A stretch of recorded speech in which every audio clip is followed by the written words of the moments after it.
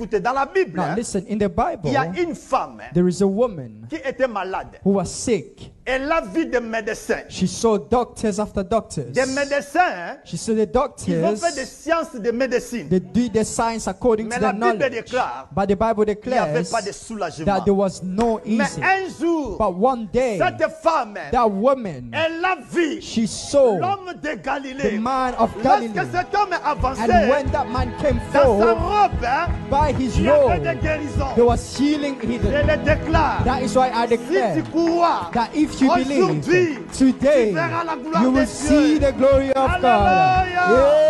Amen. Amen. Même maintenant nos botité est alienté. Même maintenant nos voyageté est alienté. Ngana ko betaka histoire oyo parce que za histoire na ngamoko. Na Congo na moment moko souffrance ezalaki. J'ai souffert bien aimé dans le Seigneur. Na ebisa nzambe na binzambe ba lien oyo ba hôtel oyo ya famille ekolongwaka bien aimé na buka ba lien na buka ba hôtel mais rien ne marchait dans ma vie. Mais nazolo ba ke ba prière nango nazo sala non sala ngo mabe tokota ba 21 jours ba 7 jours ba sala nzambe bazo changer biso ba thème mais rien ne marchait. Mais jour moko nakuta na frère moko ebisanga bi frère Clems, ça n'a rien à voir na ba lien, mais c'est un problème il y a temps. Na c'est non, rien ne marche. Après 10 ans, n'a que comprendre que personne n'avait prié pour moi. Alors na Congo na lobaki nzambe, mais comment nga no souffrir? Nzambo lingi ngate. Lelo nga naza en Angleterre. Question naza ko se poser ngamoko. Est-ce que nzambe oyo nazalaki na Congo o na banda ko beta makolo? Tangu na poto, est-ce que nzambe a changé? La Bible nous dit Dieu ne change pas. Makambo aloba ekokisama, mais ce n'était pas encore le temps. Alors ngamoko na ko changer langage na binzambe sori limbisanga, mais ce n'était pas de lien. Mais nazwa kif information moko ya mabe ke naza na balien. Alors tangu na kokuta na mena na la bonne nouvelle de la bonne nouvelle, la grâce. Et là koni na salaka. J'ai accepté la bonne nouvelle. Nazwa ba enseignement ya ba combat spirituel, ya ba lien, ya ba hôtel. Na déchirango bien aimé. Na âme nanga soko fungoli âme nanga. Okokuta jamais malédiction. Alors na munoko nanga na discipline na munoko nanga. Même na moni eloko zo marché te na famille nanga. Na koki jamais ko confesser ya ngoto ko confesser mabe. Soki na confesser mabe elingolo baki naza d'accord na makamwa na pesa ngombala moko accès. C'est pourquoi la Bible nous dit la vie et la mort sont au pouvoir de la langue. Diable azana droit et pouvoir. Yakobo mamwa nzambe. Mais soko pesiye a accès à simbi vinayo, nde ako touché yo. Mais écoutez la bonne nouvelle. Nous servons le même Dieu. Nous avons la même foi, même onction. Mais pourquoi yo ozo souffrir? Pourquoi yo ozo buka? Menga na bande comme susu. Tola la ka kimia.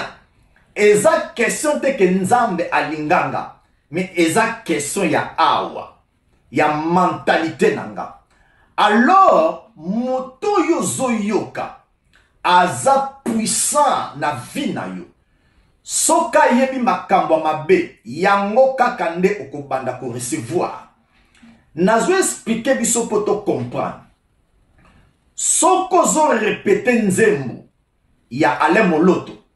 O répéta mo lelo. O répéta mo lobi. Même ozala musala. Même ozala église. Même ozala place moko. Nzembo wana ekomi ko zongela yo. Pourquoi? Tango zo yo kango. O enregistrango na âme na yo.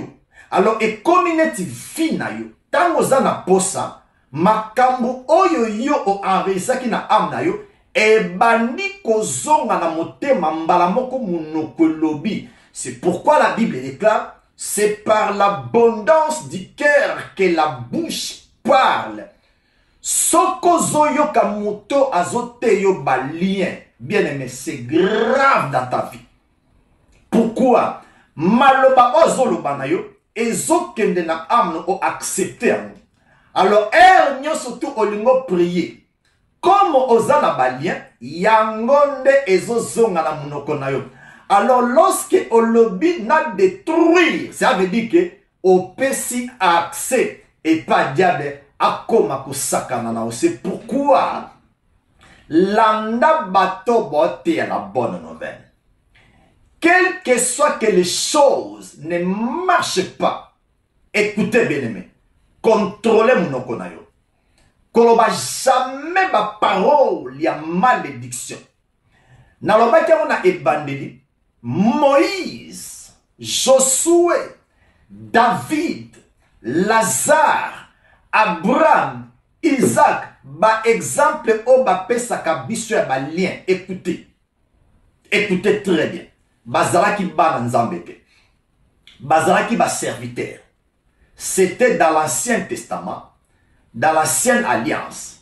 Le diable n'était pas encore vaincu. Le diable n'était pas encore désarmé. Jésus n'était pas encore mort. Jésus n'était pas encore ressuscité. Bien aimé, soki nzambe azongiseli biso ekulusu physiquement to monango, je crois otika balien. Lien mon côté et le cas ekulusu, non jamais de la vie. Bademo yakala baza lelo. Mais eloko ne salama. Bademo wana pouvoir na bango, autorité na bango, balongo lango. C'est pourquoi des mots ko simbote, soki yomoko fungoli porte te. Je crois t'opposer ma base. Totangi kaka des Écritures. Jean chapitre 1, le verset 11 à 13. Jean chapitre 3, le verset 3 jusqu'au 8e verset. Rien que ma verset wana. Lien quoi Lien quoi bien, mais tu es libre. Te répète à Kango. Je n'ai pas honte d'annoncer la bonne nouvelle. Pourquoi? Lorsque nous annonçons la bonne nouvelle, tozo pesa accès dans l'esprit de Dieu, Saint-Esprit qui est en moi, asala misala o ayaka. Mais lorsque nous prêchons des condamnations, tozo ko attrister le Saint-Esprit. C'est pourquoi on a remarqué le coup. Bo changeaka baptême. Lelo 7 jours. Lobby 21. Lobby kuna ba hôtel ya famille. Bien aimé. Sangi sango place nyoso tout. Tiango place mogo. Détruire yango. C'est fini, vieux, continuez. Parce que comme une question à se poser là. Comment tozo détruire et loko na sali nango 5 ans, 10 ans. Et puis naza conscient, oui, balien existe. Waouh, waouh. N'habitez bien aimé. N'habitez mentalité na biso. Na livre à Actes des Apôtres, chapitre 17, le verset 11. La Bible dit ceci. Ma chrétien ya béré. Tant bazo pesa bango ba écriture. Bazo vérifiant. Oui, c'est avec un cœur. Il n'y a pas si peu à mawa. Makambo nazoloba. Au monde tuni mutu. Expliquez nga balien dans la Bible. À comment toucher David. Et ça l'a passe Moïse. A touché Abraham. A touché Isaac. Et puis, azoloba avec fier. Au tuni frère. Toza la grâce. Ton la loi. Oh non, c'est la Bible. Au tuni bien aimé. Ozana Congo, to ozana Angleterre. Oh non, en Angleterre. Mais comment y ozana Angleterre? Ngana zo betelo makambono ya Congo, ozondi mango, mais ozaka kamutu moko changer te. Na Congo zalaki na souffrance. Obanda ko lala na ndaku moko soit na chambre moko na 4 personnes. Na Congo zaki na mutuka te, ozaki na carte bancaire te, obanda okende musala te, mais yo moko ozakaka yo moko, mais régime na o échanger tango na poto. Mais comment muto azavema au monde alati cravate? Tango azolobelo français, c'est un bon français. Tango azolobelo anglais, espagnol, azolobelo italien. Non, ozomona azoloba. Mais comment eloko moko ya muke bazo jouer na psychologie no pozondima? Écoutez bien, je le répète, David, Moïse, Josué, donc bateau nyon surtout avant la courroie de Jésus. Oh batangue la cabino. Voici la réponse. Personne n'était enfant de Dieu. Ils étaient des peuples de Dieu, des serviteurs de Dieu. Bango surtout, même les disciples, bazalaki nanu bana nzambe te.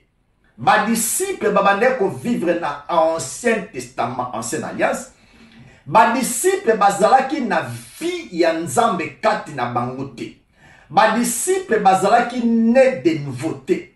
Ba disciples bazalaki sauvé te. Écoutez, si les disciples n'étaient pas encore sauvés, alors yo ozozongisanga tina Abraham.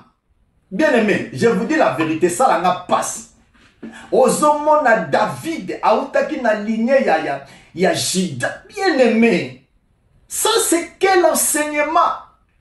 Jésus nous a dit, allez par tout le monde, prêchez la bonne nouvelle. La bonne nouvelle tolobango, c'est Jésus-Christ lui-même. Pourquoi? Paul alobi na biso na Romains chapitre 1, le verset 1 alobi, Paul, serviteur de Jésus, qui a été mis à part pour annoncer l'évangile. Et puis à continuer, l'évangile qui a été annoncé dans l'Ancien Testament à ce qui concerne son fils. Nous disons Amen.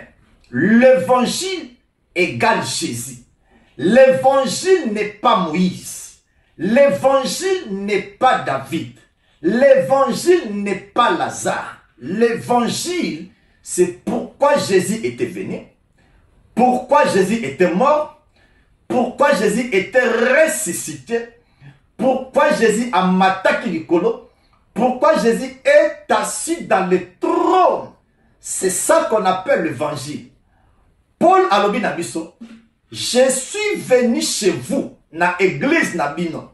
Na lingaki kaka na yoka, na yeba, si vous prêchez qui?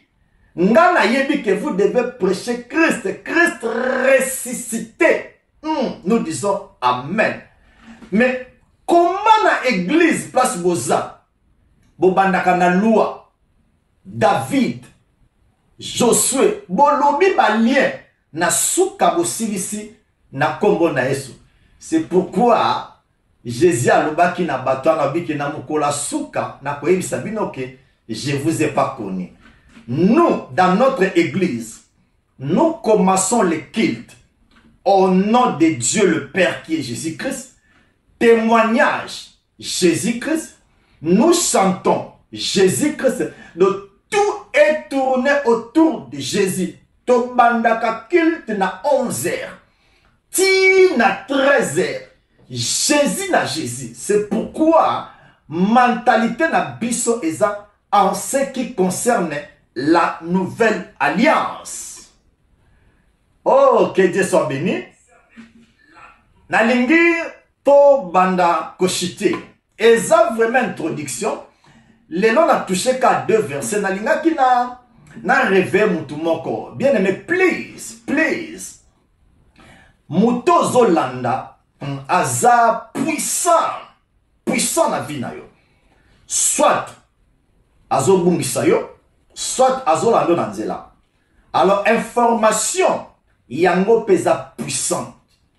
Tango zo yoka information moko yango zo koma mbala moko vi na yo e komi mbala moko na âme na yo okomi ko confesser yango. Je crois to tangi Jean chapitre 1 le verset 11 à 13 et puis Jean chapitre 3. Écoutez. eza biloko mibale na touché avant tosilisa. Mutu a touché fou na yo te. Je le répète. Mutu a touché fou na yo te. Pourquoi? Vie onzamba pesa biso, c'est dans notre cœur. Vie onzamba pesa biso. Lorsque nous écoutons la bonne nouvelle, et kendaka na kati na dépôt na biso, alors source ya vie nanga, eza na kati ya dépôt nanga. Et quand tu likolo te, parce que Dieu demeure en moi.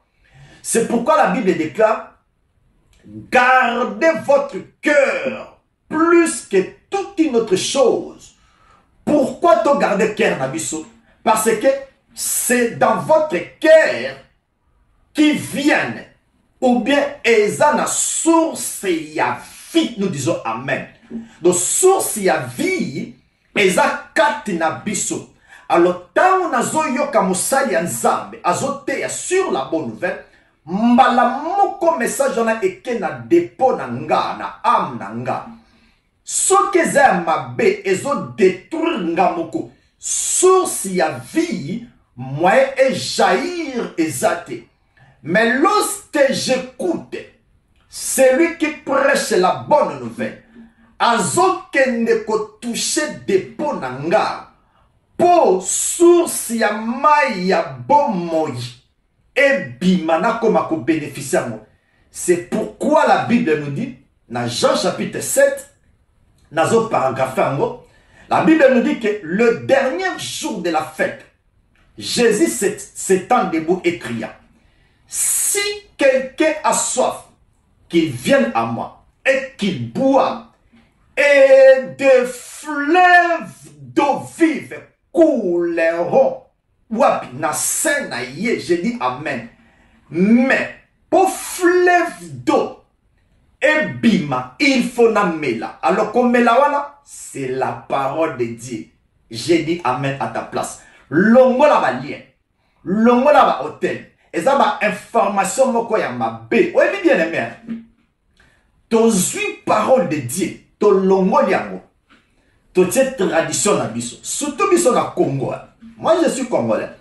Surtout biso na Congo. Ozana mbongo no tie na poche. Poche na tiaki ezalaki ya kotoboka. Tant na kotisi loboko mbongo na moni ezate des mois pauvreté. Na lati sapatu moko mabe. Na beti libaku na kwei démon. Donc congolais amona kaka démon na vie na ye. Mais comment toi tu es un enfant de Dieu? Au monde n'a jamais bola mwanzambe. Rien que des choses de démons. Pourquoi? Depuis na année, je crois année 85, ezalaki na Australienne moko. Comme on a eu Rebecca Brown, je crois si je ne me trompe pas. Ayaka na livre moko boy na Congo na ba année 85. Ateyaka mabete. Ayaka na livre moko intitulé Akomaka, Jésus-Christ est venu libérer les captifs. Ça c'était la bonne nouvelle. Mais tant kaka ye akei, bato bazwaki livre wana, bakomi ko exploiter livre wana mabe, que ba captif au Jésus a qui ko libérer, c'était des liens. Place ba lien et botama na ba combat spirituel. Mais après ba ko tout na mwasi wana, mais comment penser na on a livre na abi, ça n'a rien à voir na ba lien na ba hôtel. Jésus a qui ko libérer bato bazalaki na nature ya Adam. Une fois que yo accepté Jésus, a libéré yo na nature ya Adam okomi mwana nzambe. Paul a eu exemple wana na Galates chapitre 5 le verset 9 alobi, un peu de levain fait gonfler la pâte. Et le mot banini, enseignement moko ya muke ya mabe et kokoma partout dans le monde le kola un vrai enseignement, mais c'est un faux. À partir de l'année 85, na Congo Canabiso, les démons, les liens et faire développer. Mais écoutez, malgré ma enseignement ma bé, malgré ma songe, et y a qu'à rapide, mais la vérité reste la vérité. La vérité est qu'à malembe, mais la vérité reste la vérité. Écoutez, dans ce qui ça. Et ça, la badage mokobo, ba français balobaka, toute la vérité n'est pas bonne à dire. Et puis, bah, ajoute que la vérité blesse. Tozo zwa makambu ya mokili, toza ko annuler la parole de Dieu. Or, tant ba français balobi, que toute la vérité n'est pas bonne à dire. Balobi que la vérité blesse. Biso toye na Bible to fungoli. Jésus alobi, vous connaîtrez la vérité et la vérité vous rendra libre. Nous disons Amen. Alors, nazwa ya mokili, to nazwa ya nzambe. To soki sana na verset moko asuka, nazwa na Marc chapitre 7, to banda à partir ya verset 7 et puis verset 9. Écoutez ce que la Bible dit. C'est en vain qu'il m'honore en donnant des préceptes qui sont des commandements d'hommes. Donc, derrière le baki biso na Congo, to sala évangile ou eza évangile na biso à Congo. Mais ce qui na bimi na Congo, na ye na poto, évangile wana ya Congo noté yangote. Na pas un exemple. Moutazo balate, moutazo botate, azala moi ba problème, tobe za ba lien. Ok. Oye na poto, nzamba sali grâce. Na église no Christian Ronald Azali, na église no Messie Azali, na église na o président de France Azali, na église no do ba président ya monde baza na église na yo. Siko yo banda ko tea bango ba lien. Po lien eloko moto aza na souffrance. Président Congo en église na yo. O te ba lien te po aza na nyonso. Christian Ronaldo aza na mbongo o te ba lien te.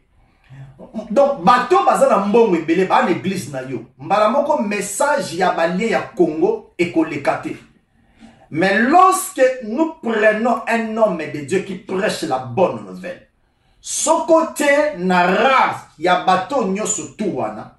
Ce côté place bateau nyoso tu na tangi bazana. Cristiano Ronaldo, Messi, Pogba, Ozui ba célébrité nyoso tu. Ce côté bango au prêcher la bonne nouvelle, aux à la musulman, aux à la bouddhiste, aux à la ministre, aux à la nganga. Lorsque nous prêchons la bonne nouvelle, et tout chaka ba couche, tout chaka mutu nyo sotu. Mais ce qu'on dit si bonne nouvelle te, au te ba tradition, au komona, oh non, le kola mboule beta qui na Congo, ils ont un démon mokobo abe. Non, non, ça c'est pas l'évangile. La Bible déclare que nous annulons la parole de Dieu au profit de notre tradition. Tout en verset 9. Et Jésus leur dit encore, vous annonçez fort bien les commandements de Dieu pour garder votre tradition. Mokezo bongate. To komisi yango banseignement bademo. Bien aimé. Awa na poto place tozer. Source ya mabe e uta abo. Source ya mabe e uta aote. E uta epa ya nature ya Adam. Mais makambu mingi ya mabe o ba noir ba kopia e uta awa. Mais soko tali poto. Eza bien construit. Soke na marché. To na supermarché. Oza mutali boso. Mundela kucho za li boso. Ako le kayote. Donc, il y a des lois qui sont établies, malgré bazala mabe na bango, mais ba respecta ka ba loi. Alors, mundele soko ele ba lien. Na tuna mundele moko, est-ce que vous croire na ba lien? Atuni nga ba lien zani. Donc, na mentalité na ye, ayebi ba lien te. Alors, évangile congolais, soko na na poto, et kote ya makaka na ba église ya ba congolais. Mais soko ye na mboka poto, na église no mindele bakomi kokota okomote ya ba lien ozo kimisa ba on église po mundela za na nyoso o biso tozo croire que eza ba lien. Il a tout, mais il n'est pas un enfant de Dieu. Je crois te comprendre nango. Et loko na kokoloba luka muto te a bonne nouvelle. Na répétamo chaque jour. Luka muto azo te a bonne nouvelle a bombarder yo. Soit benga biso pesangai un mois to solanga yo bien aimé nous disons, lorsque la parole de Dieu pire est libérée, nga n'a qu'à convaincre yote. Mais l'esprit de Jésus qui est en moi ou à la œuvre n'a qu'à convaincre yo. Pesa la batu mingi to solarana bango bandi makate. Mais problème na bisweza nga n'a qu'à convaincre yote. Mais problème na nga ezakaka pesa biso litoni. Yoka biso et puis chaque fois to banda ko solo là. Mais moi je te dis lien et un héritage. Alors, tous a des héritages. La Bible nous dit, comme par la désobéissance d'une seule personne, beaucoup ont été rendus de pécheurs. Wana ezali, nature ya Adam o azaki na mwa liboso. Mais lorsque nous acceptons Jésus-Christ, to komi sikoyo na lien, ça veut dire héritage. Il y a justification. Tosuka na Romains chapitre 5, le col en lobaki, lien et héritage, il y a deux côtés. Donc, soit il y a nature, il y a Adam, ça veut dire la malédiction. Soit il y a nature, il y a deuxième nature, ça veut dire il y a Christ, il y a nature, il y a bénédiction. Tozwa, Romains chapitre 5, le verset 19. Awa nazo tal sabiso, lien et nature, il y a deux Adam. Soit il y a premier Adam, soit il y a deuxième Adam. Dans la Bible. Comme par la désobéissance d'un seul homme, beaucoup ont été rendus de pécheurs. Nature, il y a Adam liboso. Tant va désobéir, ndenge na lobaki, yonanga tozaki kuna, to botami ba pécheur. Makambo to sala et comme ça biso ba pécheur te, mais nature, il y a Adam, ndenge na bima pécheur. Alors, lorsque Nabimi pécheur, na hérité mbalamoko ba lien wana, ba hôtel wana. Mais est-ce qu'il y en a babi? De même par l'obéissance, j'ai dit Amen, Christ était rendu obéissant jusqu'à la croix.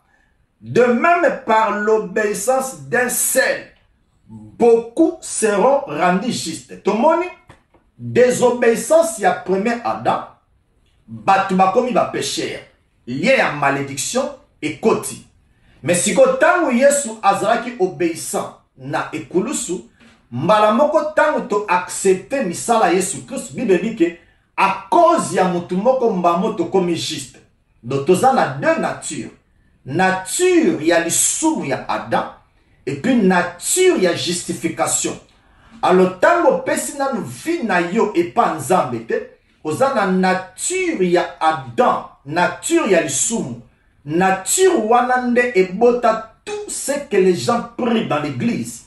Alors tant comme moi nzambe, o changer mbala moko kan, o komi na kan nzambe, o komi mbala moko na nature ya justification ya nzambe.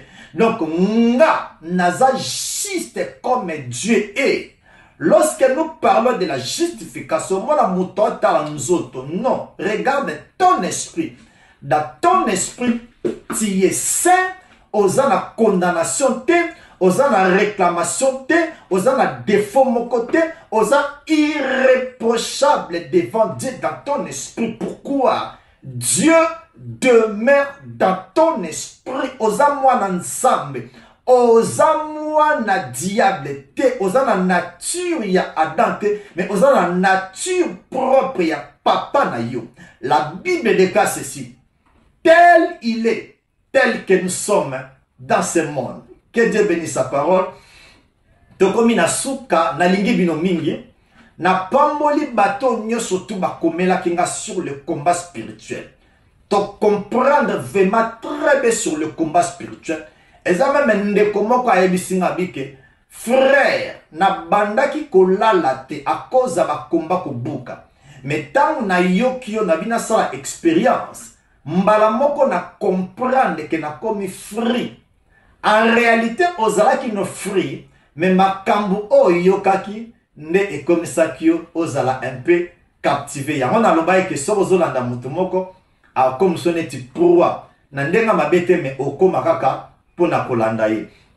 Tokomi na suka, mais prière nanga isa. Jean chapitre 8, le verset 32, verset 36. vous connaîtrez la vérité. Vous avez besoin de mbongote. Vous avez besoin de visiter, mais vous avez besoin de connaissance de la vérité. Place aux arts. Tant vous comprendre connaissance, il y a vérité, il y a nous libérer. Dans le dernier enseignement, nous parler sur la liberté. Donc, toucher à verset, surtout au Batmalobaka, à ce qui concerne David, à ce qui concerne Abraham, à ce qui concerne Anouana, Lazare, malgré que nous avons cet exemple, mais nous avons expliqué à nous pour comprendre à ce qui concerne le lien et la liberté. Donc, comme il souka, na lingi bino mingi, que Dieu vous bénisse. Merci beaucoup. Bye bye. N'hésitez pas à liker la vidéo si elle vous plaît, et si vous êtes nouveau sur la chaîne, n'oubliez pas de vous abonner et d'activer la cloche de notification afin de ne rater aucune de nos vidéos. Si un serviteur de Dieu If a servant of God te prêche la bonne nouvelle, preaches to you the good news, pourquoi? why? Il fait naître ta It's foi because they're birthing your pour faith faire grandir la and foi, they're nurturing pour que les it miracles soient so that the opérationnels. miracles may be Mais operational. si quelqu'un vient, However, if someone il comes, prêche Moïse, he preaches il Moses to prêche you, les liens, he preaches il bondage prêche to les you, he condamnations. preaches condemnation Selon to la you. Bible, According to the il Bible, détruit ta they foi. are destroying your faith.